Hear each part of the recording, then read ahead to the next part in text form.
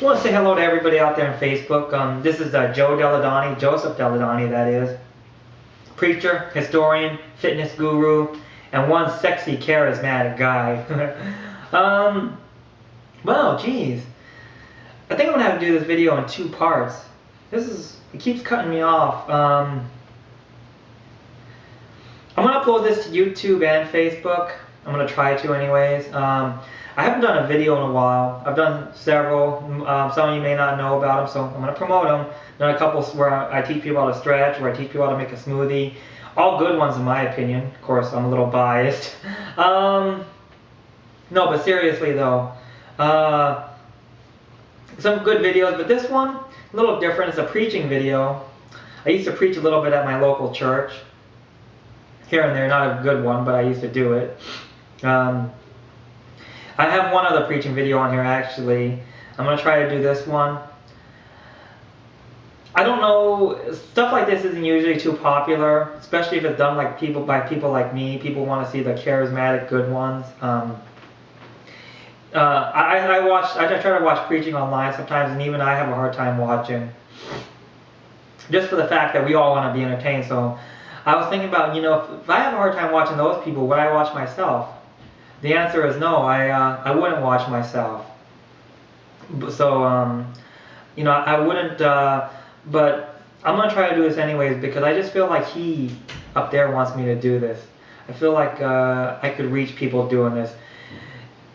If it's not a good job, then, it's not. That's fine. I can live with that. I'm not doing this for my own personal glory. I'm honestly not. I don't want people to tell me I sound great. In fact, it's probably not going to be good. But if I could reach one person, that's what it's all about. I want to give the glory to him in this case. As opposed to others where it was all about me. But seriously though, Jesus, I'm going to talk about forgiveness today. When someone does you wrong, it's easy to want to vindicate yourself. It's easy for you to want to right your wrong, and believe me, I know better than anybody. But holding grudges, isn't the way. God teaches us to forgive. He's going to vindicate you if something was done wrong, trust me. And not only that, but he paid the ultimate price for us. So we ought to live for him, and we ought to forgive since he forgave us and took our sins on him actually. Matthew 6:14 says, if you forgive men their trespasses, and your heavenly Father will forgive ye also. But if you forgive not men their trespasses, neither will your Father forgive your trespasses. So if you forgive people their mistakes and trespasses against you, God, he's going to forgive you. But if you don't, he's not going to forgive you. Because, if he can forgive you, that means you need to be able to forgive others. I got a story. By the way, Proverbs 20:22 I'm going to read. The Bible also says, God, he repays evil with evil. I'm sorry, not with evil. God, he repays evil. There's nothing evil about God. Proverbs 20:22. Say not thou, I will recompense evil, but wait on the Lord, and he shall save thee. Wait on the Lord, he shall save thee. He will recompense evil. Proverbs 20:22. He repays evil. Story about a young man. Not even going to mention his name. He's not on here anyways, on my Facebook anyways. He's on here, but not on my Facebook. But I'm not going to say his name. I'm not even going to say his first name. But my pastor was real old. We were real close though. But he needed the help, so he brought in a young guy to come help him out. This guy's about 33, I was 31 at the time. And the young kid, he was pretty immature. He would talk about how great he was.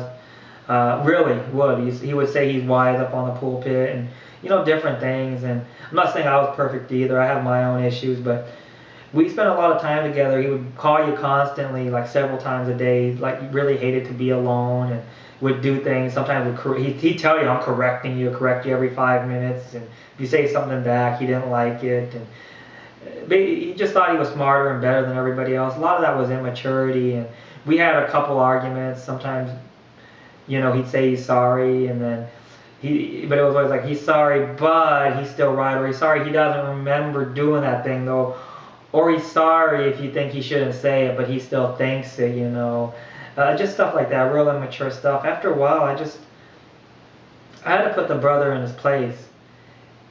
And I did it in front of a lot of people, and I know I was wrong for doing it. But not only did I do that, but I held grudges after a while. And I would tell everybody about it. And it's a thing of where it was only eating me up inside. Later on, you know, his brother, things didn't work out so well for him anyways here, and I won't get into that, but he went home, and I called him up about a year ago, and I said, hey, you know, I just feel like we need to work this thing out, and then we had a good conversation. He's real silver-tongued, you know, so who knows how it went, but it's just peace that you give for yourself, you know. Just holding on to this kind of stuff is just crazy. You gotta let it go, and if it's a man of God, you know, God will show him the way. Or you'll have to pay just like Saul in the Bible had to pay, but no one ever came up against, anybody that ever came up with Saul, you know, David took care of him because you can't touch God's anointed. And, you know, just basically be able to forgive people, you know, try to look the other way as much as you can. I'm not saying be a pushover, I'm not saying let people walk all over you, I'm not saying, you know, be a slave to anybody. I'm not saying that, of course not. We got to stand up for ourselves. But I'm saying don't hold grudges. I'm saying forgive people. I'm saying don't get so angry. And if you do get angry, you know, just ask for forgiveness and tell the brother you forgive him too, or sister. That's all I'm saying. I've done a lot of things wrong. I used to have, well, let me say this. We all, I think, were picked on to some degree as a kid, most of us. And a lot of us were picked on and we dished out punishment to others as well. And I was a kid at our church when I was a real young kid that we used to pick on. His name was Jimmy. He's not on there. I haven't talked to him in years. But me and some of my family members and siblings and some of my friends would just give this kid a hard time. And we were a little bit older. I was a little bit older than him by a couple years, several years actually. And make fun of how he dressed, how he looked, how he talked, and just really, you just make fun of him because you want to make fun of somebody. Let me just say the truth. That's what we did. That's what I did anyway. I was the worst one of all. And, you know, no one could make me stop doing it. You know, I made this guy, his life, I made it miserable. And you know, you've probably done it to other people and had other people do it to you, so you know what it's like. But my point is, if I get mad at someone that does things to me, I got to remember what I've done to other people. We've wronged others. Jesus, I want him to forgive me of what I did, and I want the person to forgive me, but mostly Jesus. But if I can't forgive people that wrong me, why should other people that I wrong forgive me? If I can't forgive them, why should others forgive me? If I can't forgive them, why should Jesus forgive me? Jesus paid the ultimate price for us. And haven't seen this kid. Hopefully, if I see him one day, hopefully everything's okay. I'm not arrogant enough to think, oh, he thinks about me all the time, this and that. Probably never does, but I know when those kind of things happen, you never forget. I'm sorry. You never forget, for the most part, if it's real bad. But, you know, a lot of people do forgive. Sometimes people don't. But, hey, as long as you do the right thing and you ask for forgiveness and Jesus forgives you, you know, that's what counts. You want everybody else to forgive you. Sometimes they may not. Sometimes you just can't right or wrong. You can always right it in Jesus' eyes, but sometimes with people, you know, but like I said, you got to be able to forgive all people. And they got to be able to forgive you. I was humbled many times. A lot of times when I was real young in my 20s, I had a lot of small supervisory positions at jobs. I let it get to my head. You know, you lash out at people. You lose your temper a lot. I did that a lot. I thought I was better than a lot of people because of how quickly I moved up at a young age. You realize, you know, you're not better. Maybe they're better at something else. Maybe they don't want the position. You know, maybe they did things when they were younger too. It's not about that. It's not about your own ego. And with me, it became about my own ego. That's all I cared about. You know, I cared about just everybody knowing I was in this position, knowing that, you know, I was better than everybody else. Things didn't go my way. It was right for me to lash out at people because I was better than them. I mean, you know you're not, but you justify things to yourself. I'm not going to tell you everything I did and everything that happened and different scenarios. I'm just going to tell you that's the way it was. Soon I got humbled. Soon, you know, I reached my level to where I couldn't handle things anymore. And positions were taken from me and such and such. I won't get into all that either. But the point is because of your own arrogance. And that's the thing is, you know, God humbled me in those experiences to change me. And that's the same thing that we harbor when we won't forgive somebody. Oh, he talked to me like this, or he said this, he has no right, or she has no right. You know, that's our own ego. No one's going to talk to me this way. It's just a selfish ego thing, and you got to let it go. And the people that I did wrong, I mentioned that because of something else I did wrong at when I was a real young kid, 20s. I think most of them probably forgive me. But those are people that I want to forgive me, so I got to forgive these other people for wronging me. Sometimes you make mistakes when you're a young person. Like I said, God forgave me, so I got to forgive others. Matthew 5:15, and the prayer of faith shall save the sick, and the Lord will raise them up. And if he committeth sin, they shall be forgiven him. Matthew 18:21, 22.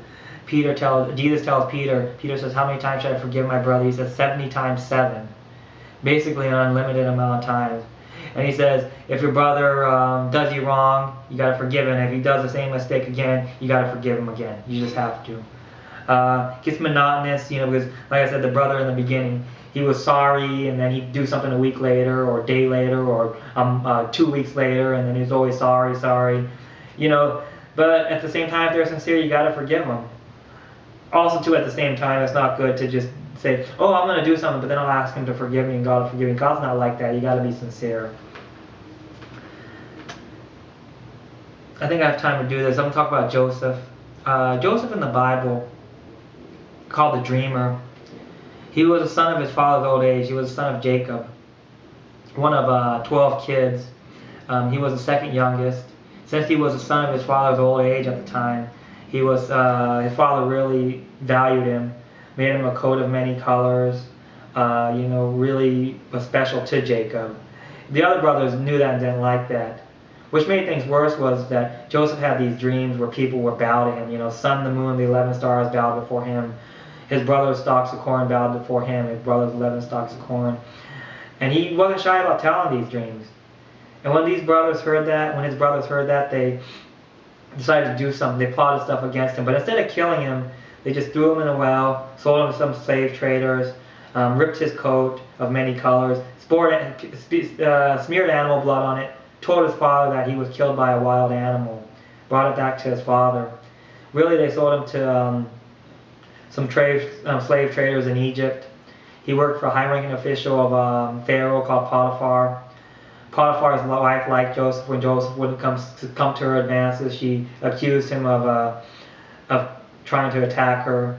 And she ripped, you know, one day when he was running from her, she reached out and touched his garment and ripped it. And she used that as evidence to say that he tried to attack her. And when he was sent to prison, you know, it couldn't get any worse. But he interpreted some dreams for a couple of the people. One of the guys dreamt that on the branch, there was a branch, and on the branch was 3 vines. The 3 vines had grapes on them, and he squeezed the grapes, and he presented a cup of grape juice to Pharaoh. And he told him the 3 branches represent 3 vines, and in 3 days you're going to be serving Pharaoh, and you'll be back in your position. And he asked the man to remember him once he's released. The man said he would, but he didn't.